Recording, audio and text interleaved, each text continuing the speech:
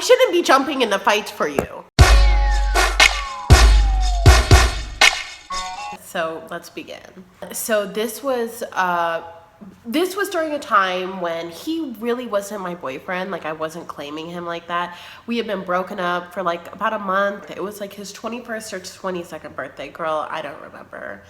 Anyways, he invites me over and I'm like, okay, it's an excuse to dress up, maybe get a little bit of dick, like depending on how he's feeling. And he's excited to see me. He comes out, he gives me a big hug. And it's cool. We go into his house. It's pretty packed. I mean, he's a popular dude. He was a popular dude before this. He proceeded to get fucked up. Like, he was playing beer pong and drinking and smoking. And like, he's a big dude, so his tolerance for things is pretty high. So I, assumed he could handle himself. I assumed wrong. He makes his way outside. I'm inside. I actually had moved out onto the back porch. Is that called a patio area?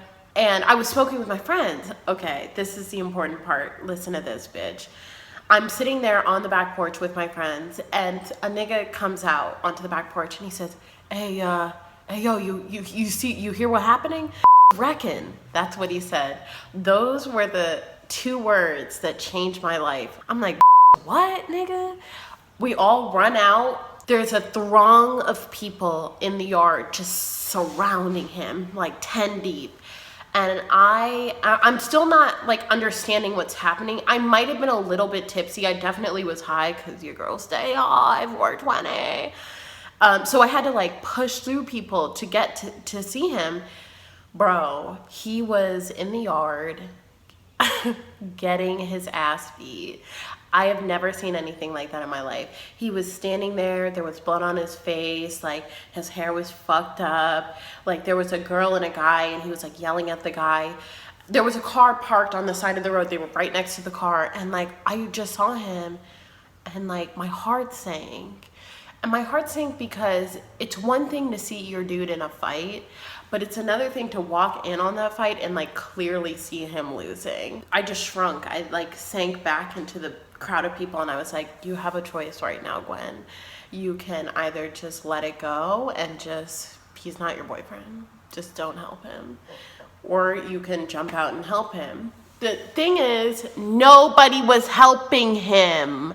He was standing there getting his ass beat. They drag him into the car parked on the side of the road and they start beating his ass again. Nobody's helping him. Everyone's like, oh my God, like what the fuck? I'm standing around the car. So I literally have to push through the people and open the car door. And there's a girl who has him by the hair punching him. And I had to grab her by the hair and start beating her ass. She wouldn't get out the car. Like her hands were like, grip it to the seat. Like, nah, bitch.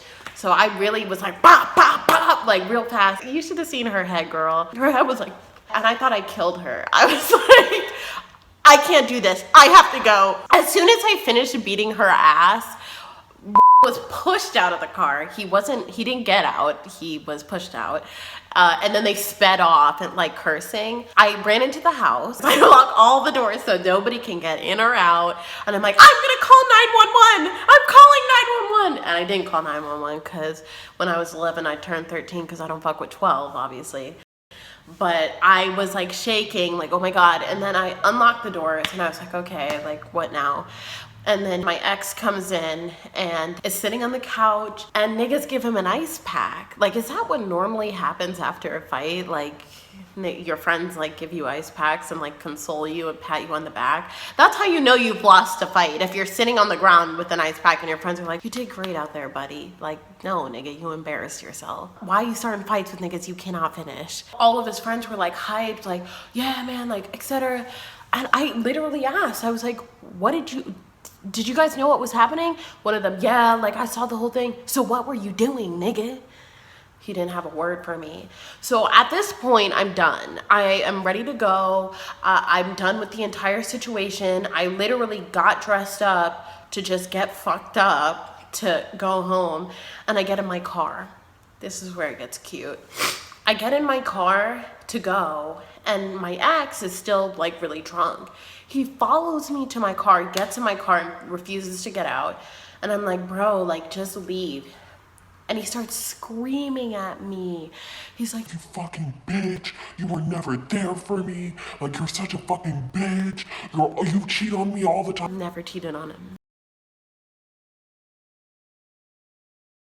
Never. So calling me every name in the book, like calling me a bitch. Lady, stop right there. If a man feels like he can call you a bitch, right there. And I was like, bro, just get out of my car. Like, you'll never hear from me again. Like, it's fine.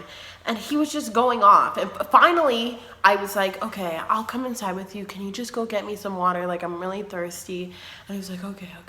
And he got out of the car to go get me water, and I drove the fuck off. And he like chased me down the street like a crazy ass nigga.